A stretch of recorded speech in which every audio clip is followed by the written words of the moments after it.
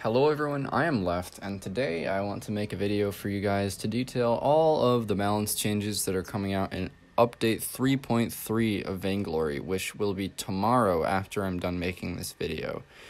So there's a lot of really good balance changes in update 3.3, and this is just me cataloging what I think are the most important ones, because there are a lot of really good buffs and nerfs in here that I think will help to make Vainglory better and a more competitive game. Well, by competitive game, I mean, I think these buffs will help the esports and competitive side of Vainglory.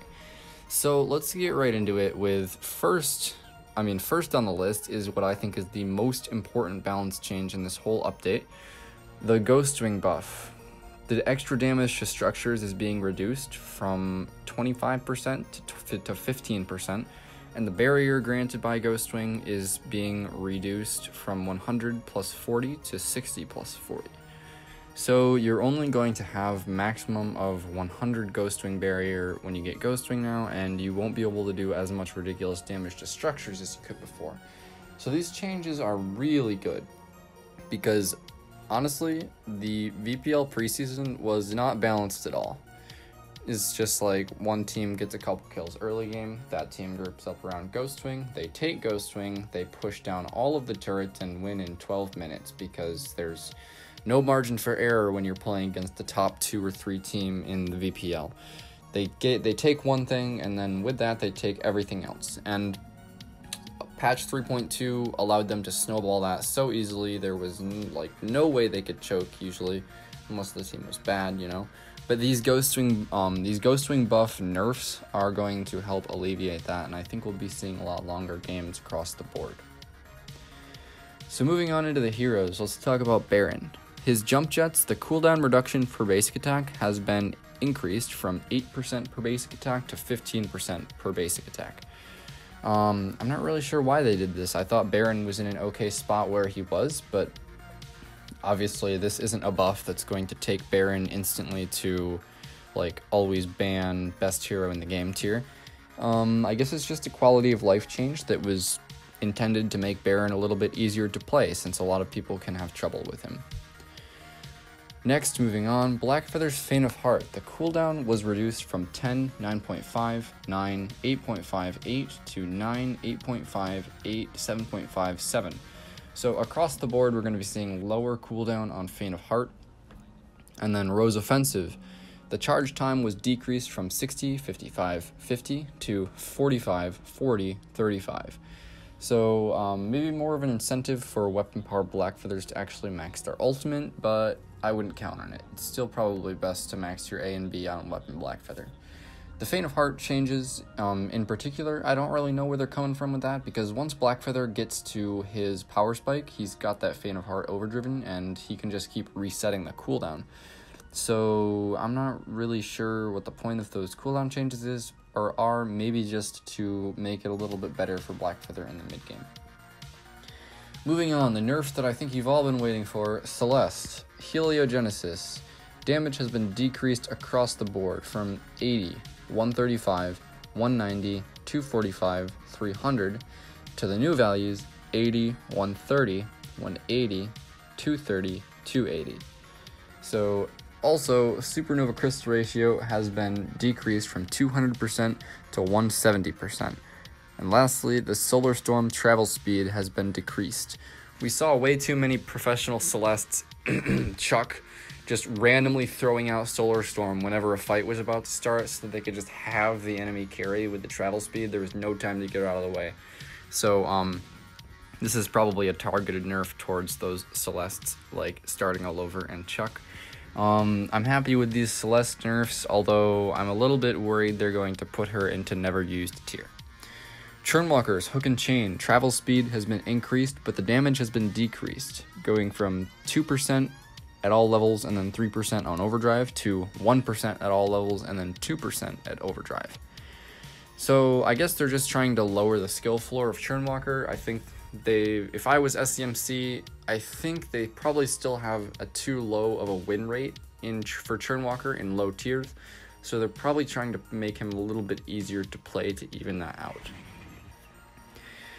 So Glaive has gotten a multitude of buffs in 3.3.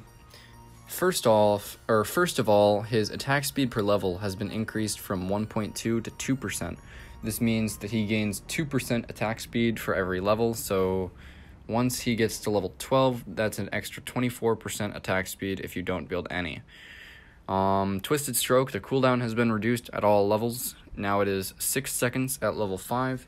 And then Bloodsong, the damage per stack has been increased at all levels, going from 10, 15, 20 to 15, 20, 25. Idris, his Divergent Paths required threshold has been increased from 100 to 120. So now you're not going to be seeing any more of those annoying Idrises that just buy 5 crystal bits and can instantly push out your lane. On to Kestrel. Her base stats, the weapon power, is gone from 64 to 130 to 70 to 136. So Kestrel's base weapon power is being increased. I guess they've been thinking there's a little bit too much CP Kestrel going on and they want to bring the balance back into weapon power's favor. In addition, the weapon ratio of Glimmershot has been increased at level 5 from 100% to 110%. So that's just on overdrive. Kochka's Blood Rush perk, the bonus movement speed has been reduced from 2.5 to 2. Now, I can't even fathom why they did this. Kochka has obviously not been in the meta recently, but I'm gonna go ahead and trust NivMed on this one. Sometimes they nerf and buff certain things, and that indirectly affects other heroes, and it's usually up to the balancing team to see that. So if I can't see it, I'm going to assume that they can see something that if they didn't nerf Kochka, she was going to be broken. Kroll's weapon power base stats have been reduced from 77 to 147 to 70 to 147. So in the early levels of the game, Kroll's going to have less weapon power, and then the lifesteal of Spectral Smite as well has been reduced. It'll still be the same as it was at levels 4 and 5, but it's been reduced by 3, 2, and 1 respectively at levels 1, 2, and 3. Big changes are happening to Lance.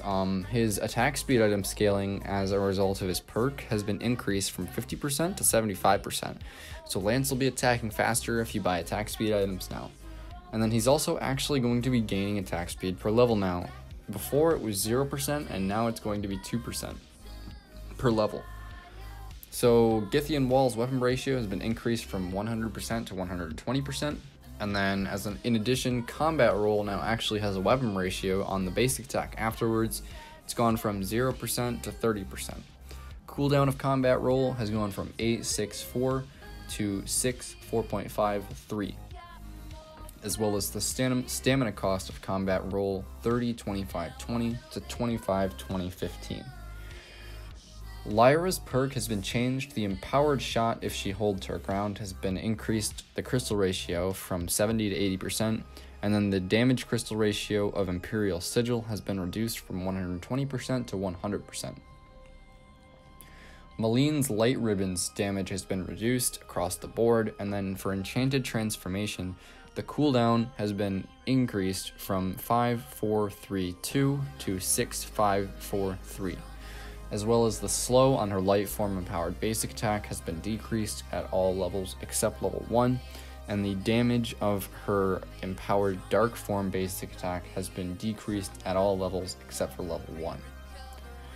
Ozo's 3-ring circus now has a weapon ratio going from 20, 20 to 40%, those being the 3 basic attacks that are the components of 3-ring circus.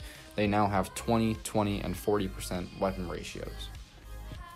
Rhyme's movement speed has been increased from 3.3 to 3.4, as well as Winterspire has gotten a buff on the first impact and second impact crystal ratio, 70 to 80% on the first impact and 100 to 120 in the second impact. Reza has received some game-changing buffs, that's for sure. The hitbox of Scorcher has been decreased a little bit to more accurately match the effects, but the travel speed has been increased. The range has gone from 7.779, or 7.7779, that's 5, to 7.5, 7.5, 7.5, 7.5, 9.5. So Reza's getting a range buff across the board. Also, the post-dash lock-on time of Troublemaker has been completely removed, as well as the cooldown of using Troublemaker back-to-back has gone from 2 seconds to 0.5 seconds. The Netherform detonator landing time has been reduced from 1.4 seconds to 1 second, and the decaying movement speed, or actually, let me say, new effect of Netherform detonator is decaying movement speed after using it. It's gone from nothing to 2.4 seconds of decaying movement speed. So basically, Reza is going to be a god now. All of the things that made him a little bit awkward to play have been completely removed, and I'm sure you'll be seeing Erica Kane #1 on the leaderboards now, only playing Reza. Ringo has gotten more base health, and Twirling Silver was reduced a cooldown from 12 to 11. Rona's basic attack nerf that was in her perk has been increased from 85% to an 80% nerf. This means that instead of dealing 85% attack damage with every attack, she actually only does 80 now, so it is a nerf. The cooldown of Foe Splitter has been reduced, and the weapon ratio of Foe Splitter has been also reduced from 85% to 80%. Scarf's Spitfires, the crystal ratio has been reduced from 150 to 130, but Dragon's Breath has had its crystal ratio increased from 100% to 130%, as well as the damage per second on Dragon's Breath has been increased from 325, 400, 475 to 350, 450, 550. Lastly, let's talk about the item balance changes. Atlas Pauldron's attack speed reduction has been increased from 50 to 65%. Frostburn has gone from 85 to 100 crystal power. Both of the infusions have had their max power decreased from 80 to 70 at level 12, and Spellfire has been, hold on a minute, this is a complicated one. It says this previously mentioned that Spellfire changed to deal ability type damage. That was incorrect, so it's been removed from the patch. The burn damage of Spellfire will be decreased from 15 to 50 to 8 to 30. So, big Spellfire nerf there. That's going to be something that we don't have to worry about anymore. Spellfire has been so annoying. Stormcrown and Stormguard banner have both been nerfed. The hero structure damage of Stormcrown has been reduced from 20 to 10%. The Stormguard banner, same kind of damage, reduced from 15 to 10%. The passive damage load of Tension Bow has been decreased from 240 to 210, so I'm not actually sure why they did that nerf, but we'll have to see. That's actually going to be it for all of the important changes, everybody. Anything else that is in these patch notes is just for talents, and honestly, who cares about talents? Thanks for watching, and I'll see you guys all in the next video.